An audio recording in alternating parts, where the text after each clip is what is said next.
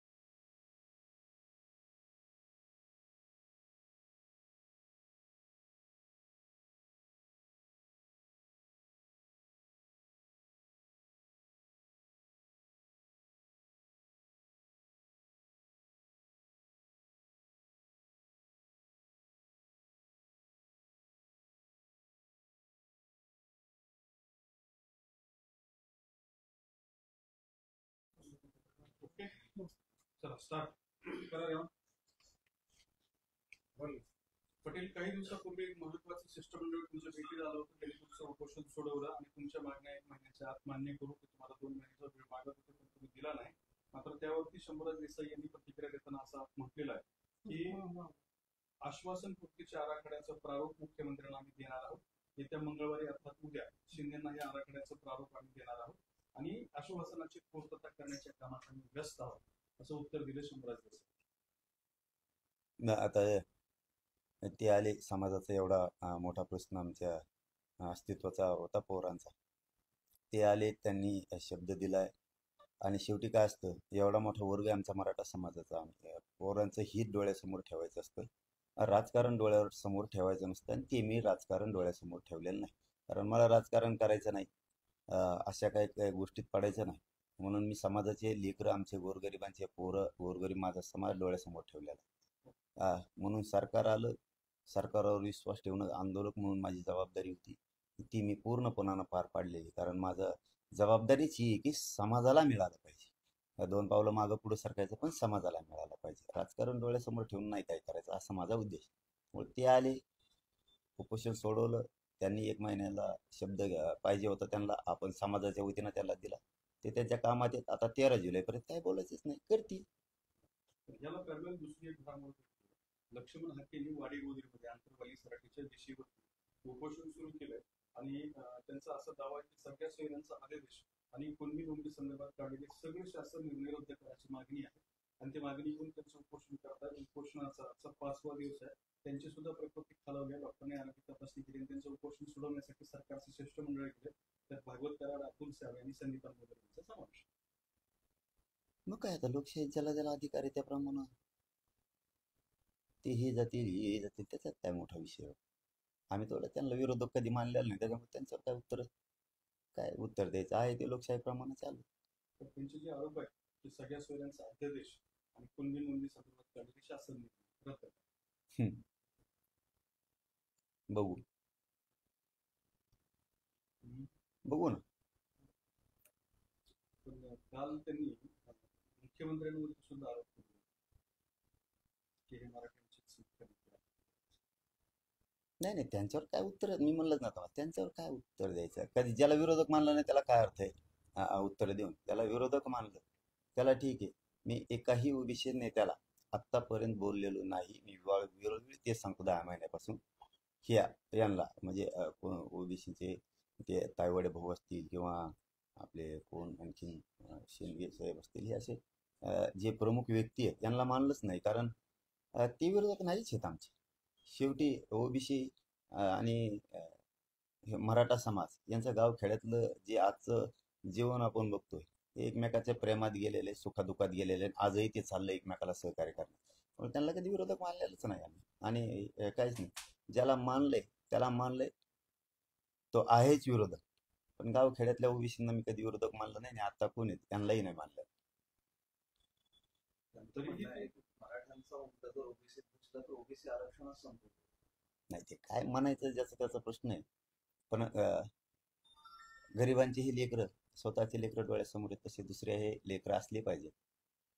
याला पुढं पुरोगामी महाराष्ट्रातला राहणारा नागरिक म्हणलं जातं. तसं दुसऱ्याचे लेकरं जरा डोळ्यासमोर ठेवले पाहिजे.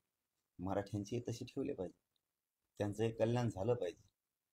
ही कधीतरी आपल्या काळावर हात ठेवून विचारायला पाहिजे की मराठ्यांचे लेकरं मोठे झाले पाहिजे. पण तुम्ही एकीकडे जीवाची बाजी लावून मराठा समाजाला ओबीसीतून आरक्षण देण्याची मागणी करता आणि मग ही तुमच्या वाटेमध्ये असे विनाकारण खेळ होते. नाही नाही, चालत असतं. त्याचा विचारच नाही केला मी कधीच. जितके काही आंदोलन झालेत विरोधात 10 महिन्यात, त्याचा कधीच विचार केलेला नाही आणि कधी करणारही. आणि मुख्यमंत्री हे काय कुठं एका जातीचे याचे नसते, कधीच कोणाचे असू दे, ते कुठं जातीचे काय नसते. त्यांचे असल्यावर थोडीच जनता म्हणलेली, असं काय नसतं. कुठलं जातीचं असलं म्हणजे मुख्यमंत्र्याला जातीत तोलायचं नसतं, मग ते कोणत्याही जातीचे असतं. याला पुरोगामी महाराष्ट्रातले राहणारे नागरिक म्हणलं जातं. पण आता जाता त्याचा विषय, ते माझा विषयच नाही.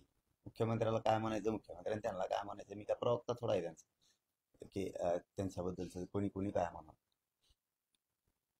काही दिवसात तुमच्या आंदोलनाला आता 1 वर्ष पूर्ण होतं. आतापर्यंत काय मिळवलं, काय गमावलं? 13 तारखेपर्यंत मी थांबतोय.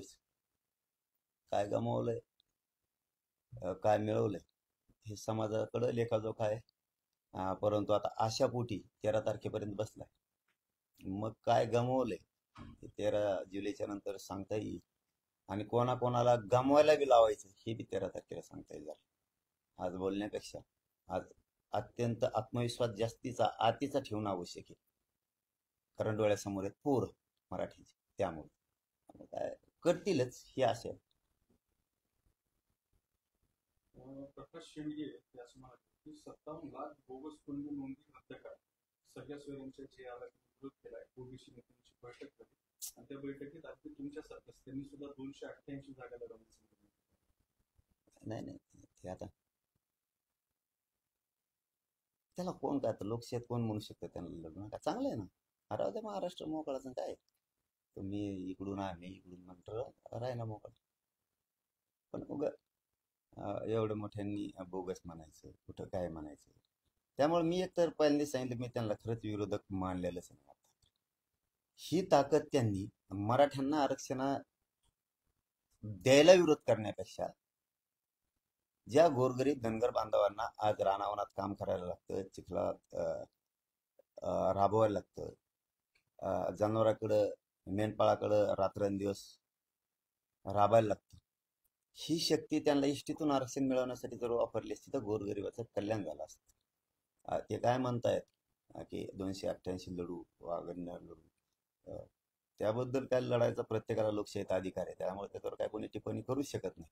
पण ही जी आम्हाला विरोध करायचं काम की आरक्षण देऊ नका आमचं बचाव काय करायला म्हणतात ना, हे करण्यापेक्षा त्यांनी गोरगरीब धनगर बांधवांच्या लेकरासाठी जर एवढी ताकद लावली असती ना, आतापर्यंत गोरगरीब धनगर बांधवांचं कल्याण झालं असतं. त्यांना इष्टीतून आरक्षण मिळालं असतं. त्यांना जे हक्काचं आरक्षण पाहिजे ते मिळवून द्यायला पाहिजे होतं. काही अपेक्षा आहेत वेगळ्या वेगळ्या. कुठं हातातून स्वराज्य संस्था जाईल किंवा निवडणूक जाईल हे. अरे मी सुद्धा म्हणतो तुम्ही आम्ही 4-10 जण प्रत्येक समाजातले मोठे होऊ. धनगर समाजातले 10-20 मोठे होते आणि मराठ्यातले 10-20 मोठे होते आणि त्या राजकारणाच्या नादी लागून आपण आपला राजकीय विचार निवडून येण्याचा करण्यापेक्षा शिक्षणात आपल्या जातीचं गोरगरिबाचं लेकरू कसं जाईल, त्याला आपण जे धनगर बांधव मागणी करतात ते आरक्षण एसटीतलं कसं मिळेल याच्यासाठी ताकद लावा. त्याबरोबर मराठा सुद्धा राहील ताकदीनं. तुमच्या गोरगरिबाचे करोडो लेकरांना मिळवून देण्यासाठी काम करा ना. हे कोणचं मागणी की निवडणुकीतून आम्हाला उभा राहता यायचं नाही, ही कुठं आरक्षणाची मागणी असते का. अरे गोरगरीब धनगर बांधवाची मागणी समाज इष्टीत गेला पाहिजे, आरक्षणात गेला पाहिजे. त्याच्यासाठी ताकद लावा. त्याला ताकद लावली तर मराठी सुद्धा तुमच्या सोबत आहे. कसं काय तुम्हाला इष्टीतून धनगर बांधवाला आरक्षण देत नाही तेही आम्ही बघू ना. ते नाही आणि वेगळंच काहीतरी आणते. मराठ्याला आरक्षण मिळत आमचं राजकीय अस्तित्व खलास होईना. तुमचं होईल 10-5 जणांचं राजकीय अस्तित्व खलास. करोडो लोकांना जे आरक्षण लागतं तुमच्या त्यांचं कशाला वाटोळ करता. त्यासाठी लढा ना. एसटी आरक्षणासाठी एवढी ताकद लावा. इथं आम्हाला न मिळून देण्यासाठी मोर्चे काढण्यापेक्षा सभा घेण्यापेक्षा कुटाणे करण्यापेक्षा एसटीतून आरक्षण मिळवण्यासाठी ताकदीला लढा ना. त्या तुमचं 10 जणांचं कल्याण होण्याऐवजी राजकीय करोडो धनगर बांधवांच्या लेकराचं कल्याण होईल आणि त्यांच्या वाट्याला राबण्यात आलेलं कष्ट काबाड कष्ट तरी कमी होईल. आता सध्या तिथे शिष्टमंडळ थांबून आहे उपोषण सोडवण्यासाठी. शिष्टमंडळाला फक्त असं म्हणतात की तुमच्या शिष्टमंडळ म्हणजे राज्यामध्ये बोगस कुणबी नोंदीचा घोटाळा झाला त्यांचा फ्रॉड म्हणता येतो त्याला, आणि तेही सरकारच्या संरक्षणाखाली हा फ्रॉड झालेला आहे. नाही जाऊ दे, मला त्याच्यावरती नाही उत्तर द्यायचं. मला कोणाला काय म्हणायचं, मला कसं मिळायचं मराठ्यात कसं मिळवून द्यायचं मी त्याला खंत. मी असले उत्तर द्यायला नाही बसलो. त्याचा दुसरा एक आरोप आहे की मराठा समाजाला सामाजिक दृष्ट्या मागास सिद्ध करू शकत नाही म्हणून सगळ्या सोयऱ्यांचा आणि ओबीसी मधून आरक्षण देण्याचा घाट. मी म्हणतो द्यायचंच नाही मला यांना उत्तर. किती घटना कळती याच्यावरच लक्ष देते आम्हाला कोण मागाशी आणि कोणा सिद्ध आहे. म्हणजे आयोगापेक्षा भारी झाले काय कायद्या घटनेपेक्षा. काय बोलायचं उगा कुंकडपण त्यांना उत्तर द्यायच बसायचं. ते म्हणतात की ओबीसी आरक्षण कसं लागणार नाही. चलो धन्यवाद. त्याचं लॉजिक मला सांगावं असं. काय घटना चालक आहे काय, कायदा चालक आहे इथं. कायदे अस्तित्वात आहेत, सगळे सरकार अस्तित्वात आहे, इथं आयोग अस्तित्वात आहे, इथं मागासवर्ग आयोग अस्तित्वात आहे, इथं सगळं आहे ना. इथं न्याय मंदिर आहे, सगळं अस्तित्वात आहे. धक्का लागतो का नाही आम्ही कोण सांगणार आहे तिकडे विचार ना. लागतोय का नाही लागत, कुठं लागतोय धक्का कशाला. कोणाला मी म्हणतो काय, ज्याला विरोधक मानला नाही त्याला उत्तर देण्यात मला रस नाही. मी खरं सांगतो तुम्हाला, विरोधक मानलंच नाही त्यांना आम्ही विरोधक मानतच नाही. मानलं असतं तर आतापर्यंत आम्ही सुद्धा तोडीस तोड उत्तर दिलं असतं.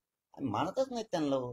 कारण आम्हाला त्या मुस्लिम बांधवांच्या गोरगरीब लेकरासाठी लढायचे, आम्हालाही गोरगरीब धनगर बांधवांसाठी लढायचे. त्यांना कसं मिळत नाही ते आम्हाला बघायचं. 12 बलुतेदारांसाठी लढायचे, दलित बांधवांचे काही प्रश्न आहेत त्यांच्यासाठी हे यांचं कुठं ना कुठं याच्यात वेळ घालत बसतात. हे चित्रपटाला विरोध होतोय. छगन भुजबळांचा त्यामध्ये नाही ते असेल ते मला रसच नाही. जे मला आज आरक्षणात आपला जीव जास्त, त्यात विरोध होतो माझा असला कोणाचा असला, ज्याच्यात आपला रसच नाही तिकडे इकडे हे उद्योग आरक्षण मिळायला सोडून द्यायचं. माझं ध्येय माझ्यावर कोण टीका करतं याच्यावर नाही. माझं ध्येय कोण आंदोलन करतंय त्याच्याकडे मी बघत नाही. माझं ध्येय एकच आहे, कोणाकडे लक्ष नाही द्यायचं. आपल्या जातीला किती मिळतंय त्याच्यावर ध्येय ठेवायचं. आणि माझी जाती एक, माझ्या जातीनं आता थोडा काचका दाखवलेला नंतर असा दाखी की एसटीत बसायलाच नाही यांची कोण राहणार. तिकीट गोली यांची सगळ्याची, एसटीने फिरायची सुद्धा पंचायत यांची. म्हणजे इतकं वाईट वाटन त्यांना, असा त्याचा अर्थ. सोपं नाही हो. आपल्याला हलक्यात जर आता घेतलं मग सरकारला कळण आणि विरोधी पक्षाला बी कळण मग काय कसा असतो मराठी आणि मराठ्याच्या मताचं रूपांतर कशाला म्हणते. आणि त्यांच्या सोबत आलेल्या समुदाय जे जाती आहेत त्यांच्या मताचं रूपांतर कशात होतं मग धक्का कळत नाही. त्यामुळं आम्ही विश्वास ठेवलाय शंभूराजे देसाई साहेबांवरती, शिंदे साहेबांवरती, फडणवीस साहेबांवरती, जे जे सामंत साहेब आले होते, त्यांचे कोण कोण मंत्री आले होते, ते राऊत एक मध्यस्थी करतायत त्यांच्या माध्यमातून. त्यामुळे ठेवला. आता ते शिंदे साहेब फडणवीस साहेब एकमेकाला साथ देत आहेत, करतोत बोललेत. आम्हाला काय कोणी करू, आम्हाला आरक्षण पाहिजे, चांगली गोष्ट आहे. फडणवीस साहेब जर त्यांना बळ देत आहेत, ताकद देत आहेत, हे जर गोष्टी होत आहेत चांगली गोष्ट आहे. आमच्या काही शत्रू थोडे फडणवीस साहेब. मी तर आजच नाही 10 महिन्यापासून म्हणतो पण बोललं की सोडित नाही. माझ्या आरक्षणाच्या आणि मराठ्यांच्या विरोधात कोणी बोलायचं नाही, मी सहन करत. तर कोणत्या पक्षाचे विरोधक असू नये ते काय. माझं ध्येय सरळ आहे, कोणाच्या आरोपाला उत्तर मी देत नाही, मला गरज नाही आणि मी त्याला महत्व देत नाही. माझं ध्येय गोरगरीब मराठ्यांना आरक्षण मिळवून देणे. ओके बॉस, धन्यवाद. तुम्ही मुस्लिम समाजाचा विषय काढला होता, आज बकरी ईद आहे, काय शुभेच्छा द्या. शुभेच्छा सगळ्याला, मला माहित नाही कशाच काय असते. चल बकरी हा सण उत्सव आहे. मग दिल्या ना आता, यात काही माहितीच नाही. तर ओबीसी नेत्याला आव्हान केलं आहे. जर तुम्ही आमचे नेते आमचे जर लोक पाडत असाल तर आम्ही तुमचे नेते म्हणून आमदार जर पाडूचे आणि मग आम्ही कोणाची पावडं म्हणतो. त्यांना असं वाटतं का की आमचे पाडीत म्हणल्यावर मागं सरको, आम्ही आमचेच पाडायचं म्हणतो ना. काय बोलते हे तरी कळायला पाहिजे ना. आम्ही म्हणतो तू पाडा, ते काय आम्हाला काय पाडा आणि तुम्हाला काय पाडायचे आम्ही पण नाही म्हणतोय. आम्हाला कोणचं सुखात ठेवलंय त्यांनी, तुम्हाला ज्याचे पाडायचे त्याचे पाडा, पण आम्ही म्हणणार नाही तुमचे पाडा. आमच्या त्या नियती नाहीत माणसांबद्दल आणि तुमच्याबद्दल आमच्या त्या भावनाच नाही. तुमच्या असतील आमच्याबद्दल त्या भावना, ह्याला पाडा आणि त्याला पाडा. आमचे नाही तुमच्याबद्दल तशा भावना की त्याला पाडा. तुम्हाला ज्याला पाडा त्याला पाडा. मराठा बी निर्णायक आहे ना, असं काय मराठा बी काय साधा समुदाय, मराठा बी बघ. याआधी तुम्ही सरकारला खूप वेळ दिला, मात्र त्यावेळेस शक्य झालं. आता परत एक शक्य होईल काय वाटतं. शेवटी आता शक्य अशक्याच्या गोष्टी आंदोलनात नसतात, समाजकारणात नसतात. आपण विश्वास ठेवायचा असतो, जितकं आपल्याला शक्य आहे तितकं बघू. 13 जुलैपर्यंत वेळ देणं गरजेचं आहे, समाजाचं कल्याण व्हायचंय. नाही आम्ही तयारच आहेत ना, समाज लगेच तयार लढायला पुन्हा असं थोडंच 13 झाली म्हणजे नाही. किती दिवस आमची तयारी त्यांची संघर्ष करायची. चल ओके, धन्यवाद. नाही चला चल, पुढून नको चल.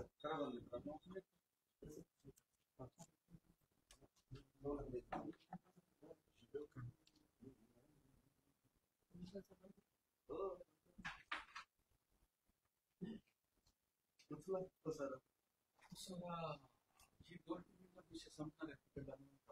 हो का? मग 5 मिनिटं थांबून जाऊ. पण चहा बारा. सांगितलं का? आता रोज पीत नाही आपण असं करूया. ते उपोषण सोडल्यावर शुभेच्छा देऊ ना आपण त्यांना.